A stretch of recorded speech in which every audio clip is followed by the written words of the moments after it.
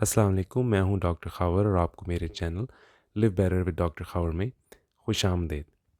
तो जिस तरह हमने आपसे वादा किया था, आज हम आपको एक ऐसी रेसिपी के बारे में आगाह करेंगे जो कि वाकई कीटो फ्रेंडली है। इस रेसिपी में निशास्ते की मिकदार बिल्कुल खातिर खा नहीं है। ये रेसिपी आपकी चिकन बिरयानी की बहुत अच्छे हद तक मुतबादल साबित हो सकती है। जब भी आपको चावल खाने का दिल करे, आप ये रेसिपी बनाएं।